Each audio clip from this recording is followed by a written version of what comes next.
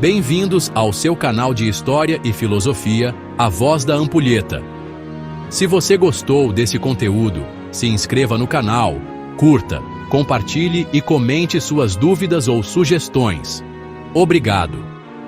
Estamos no ano 330 d.C.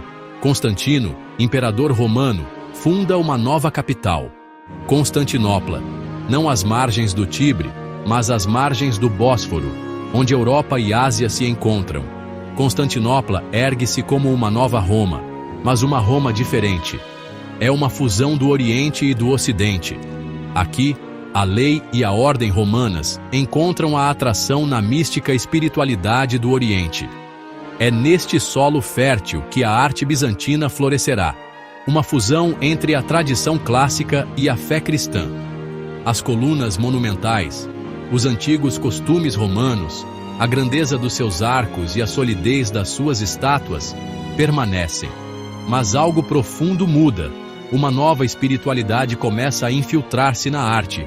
A arte transforma-se numa janela para o divino, uma ponte entre a terra e o céu. O objetivo já não é apenas exaltar imperadores ou feitos humanos.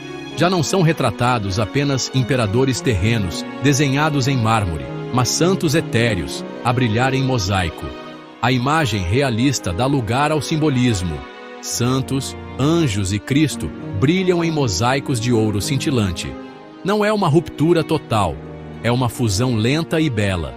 O realismo romano mistura-se com o simbolismo abstrato do Oriente. O mais divino dos metais assume o papel principal. O ouro, símbolo da luz celestial, torna-se protagonista.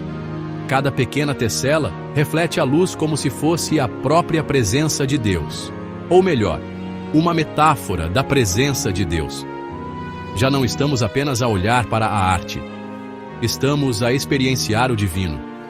A arte já não quer apenas ser olhada. Ela quer ser experienciada como uma visão sagrada. Assim, a cultura romana não desaparece. Ela é preservada, transformada e elevada no Império Bizantino, onde fé, poder e arte se unem para criar uma nova linguagem estética, profunda e eterna. Imagine a arte bizantina como uma tapeçaria sagrada, tecida ao longo dos séculos pelas mãos de imperadores, monges e visionários. Tudo começa nos primeiros tempos do cristianismo, entre os séculos IV e V, quando a arte ainda carrega as raízes do mundo romano. Nas sombras das catacumbas surgem imagens simples, fortes, quase sussurradas, transmitindo a esperança da ressurreição a um povo perseguido e sonhador. Com o passar do tempo, o império se fortalece, e uma nova era dourada desponta sob o reinado de Justiniano no século VI.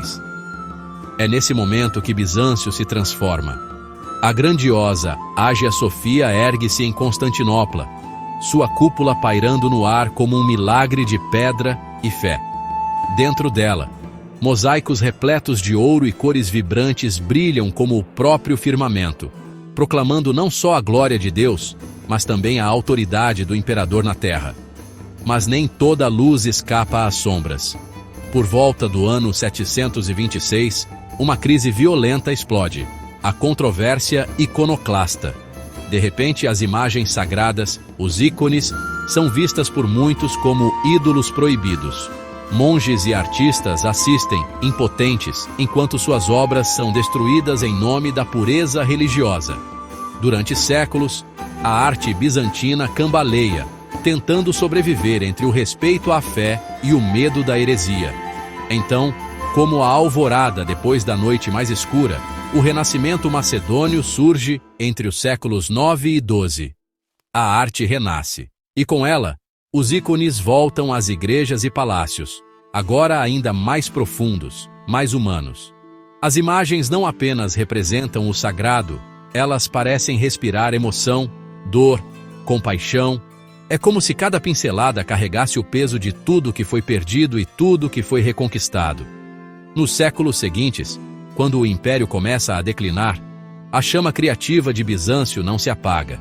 Pelo contrário, ela incendeia uma última grande revolução artística no chamado período paleólogo, entre os séculos 13 e 15.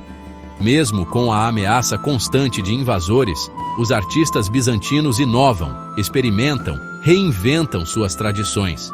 E ainda que o império acabe tombando diante dos otomanos, essa última explosão de criatividade sela para sempre o legado de Bizâncio. Assim, de imagens escondidas nas catacumbas a cúpulas douradas que tentaram tocar o céu, de ícones despedaçados a renascimentos triunfantes, a história da arte bizantina nos revela algo mais do que beleza. Ela é a própria luta pela sobrevivência do espírito humano. Até agora, vimos que a história do Império Bizantino começa em 330 d.C., quando o imperador Constantino funda Constantinopla, a Nova Roma. A arte deste início ainda carrega o peso do passado romano. Mosaicos discretos, arquitetura monumental, afrescos e baixos relevos que lembram a Roma pagã. Mas algo novo emerge. O mundo espiritual começa a tomar forma visual. As imagens cristãs surgem nas catacumbas e nas primeiras basílicas, ainda simples e simbólicas, preparando o terreno para a grande transformação que viria. Sob Justiniano I, o Império Bizantino alcança seu auge. É uma era de poder imperial e esplendor religioso. A arquitetura atinge seu zênite com a construção da magnífica Hagia Sophia, uma cúpula que parece flutuar no céu, iluminada por uma luz que sugere a presença divina. Nos mosaicos, o ouro e as pedras preciosas dominam, criando cenas bíblicas vibrantes em igrejas como São Vital em Ravenna.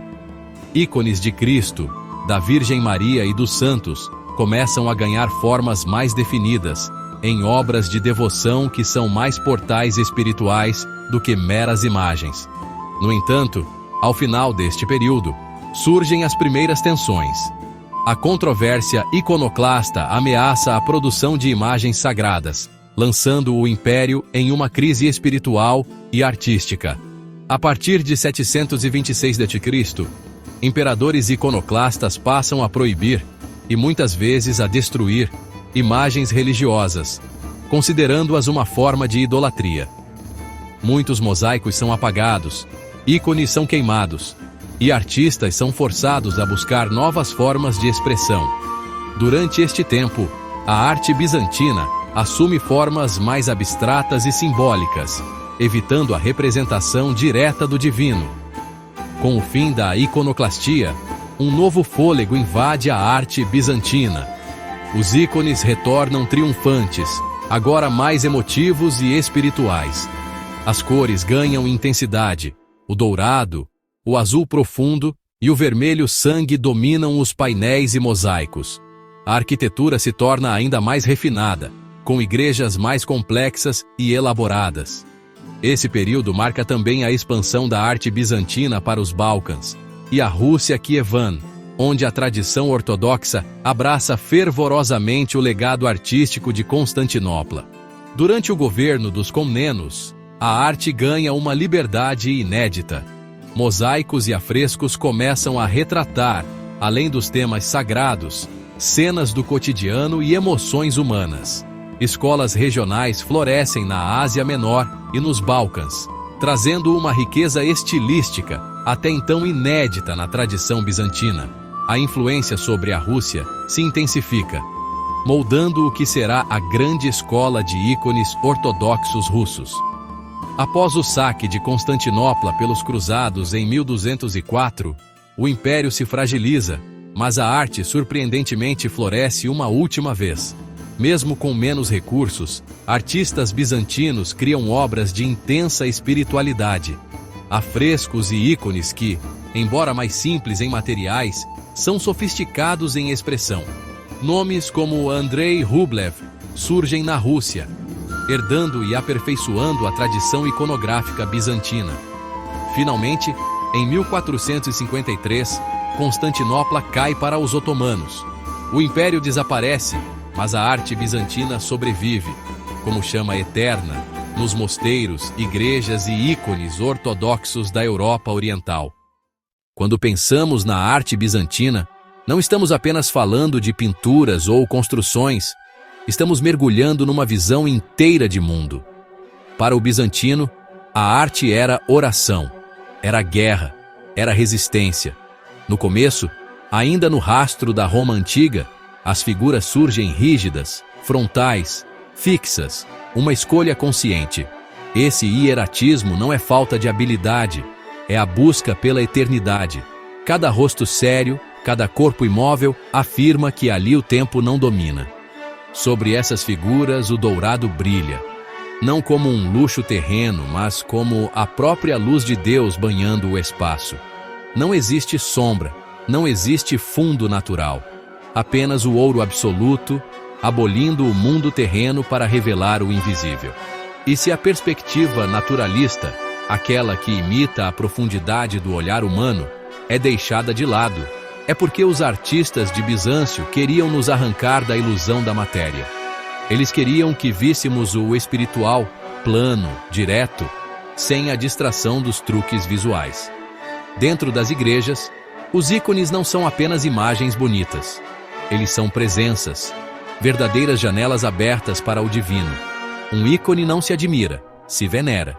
Ele respira, olha de volta, exige silêncio e reverência. A própria arquitetura se torna uma pregação muda. A Hagia Sophia, com sua cúpula imensa que parece flutuar, transforma pedra e luz em mistério puro. Ali, a luz que entra pelas janelas ocultas não apenas ilumina, ela encarna o invisível, como se o próprio céu descesse à terra. Mas nem toda grandeza é eterna. Em 1204, durante a Quarta Cruzada, Constantinopla, a rainha das cidades, é traída, saqueada pelos próprios cristãos do Ocidente. Igrejas profanadas, tesouros arrancados, relíquias dispersas. O coração de Bizâncio sangra, mas ainda pulsa. Por quase 2 séculos, o império enfraquecido luta para sobreviver. E, mesmo à beira da ruína, a arte não morre. Pelo contrário, ela floresce numa última explosão de criatividade, no chamado Renascimento Paleólogo. Os ícones se tornam ainda mais humanos, os espaços mais ousados, as emoções mais profundas. Era como se, diante da morte inevitável, Bizâncio quisesse cantar a sua última canção com toda a alma. E então, em 1453, o inevitável chega. Sob o cerco de Maomé II, as muralhas caem, a cidade é conquistada pelos otomanos. Constantinopla, o sonho dourado dos imperadores, se rende. Mas o espírito de Bizâncio não morre. Ele atravessa os séculos, preservado em mosaicos, em ícones, em cúpulas que ainda hoje sussurram, para quem souber ouvir, a história de uma civilização que tentou, através da arte, tocar o eterno. Entre numa igreja bizantina. Olhe para cima. As paredes brilham com ouro.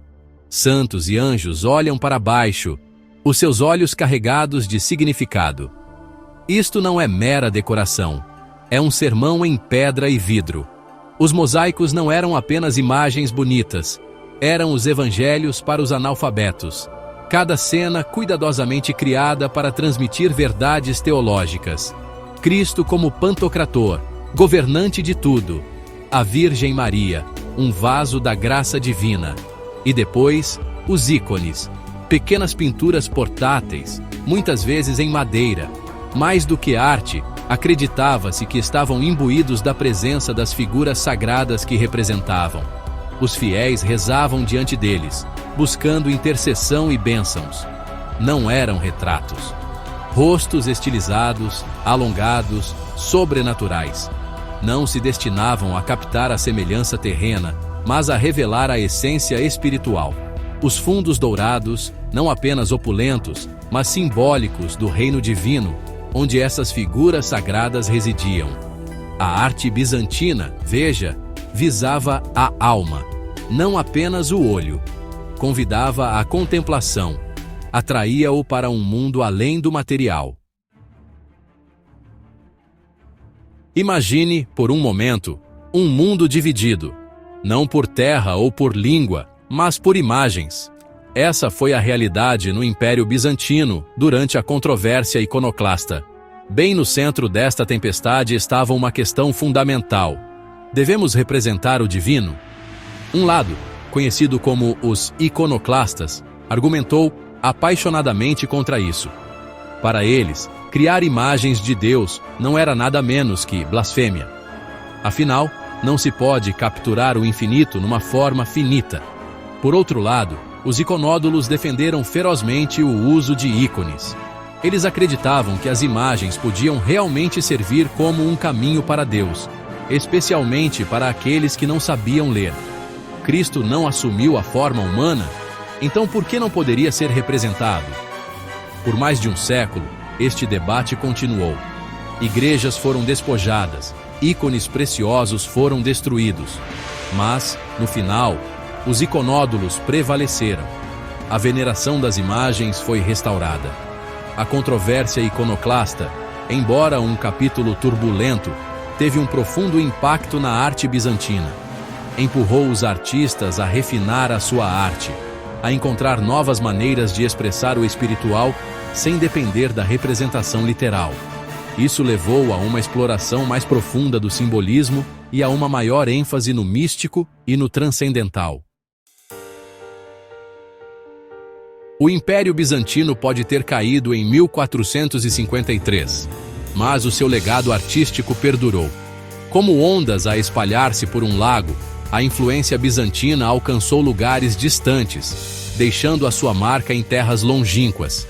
Se viajar para leste, para a Rússia, verá as cúpulas em forma de cebola da Catedral de São Basílio em Moscovo, e poderá ouvir os ecos de Bizâncio nos cânticos solenes da liturgia ortodoxa. Os russos abraçaram a arte e a fé bizantinas, tornando-as verdadeiramente suas. Agora, aventure-se nos Balcãs. Explore os antigos mosteiros do Monte Athos na Grécia, que ainda estão adornados com mosaicos brilhantes. Pode testemunhar o poder duradouro da espiritualidade bizantina nas igrejas ortodoxas espalhadas por toda a região.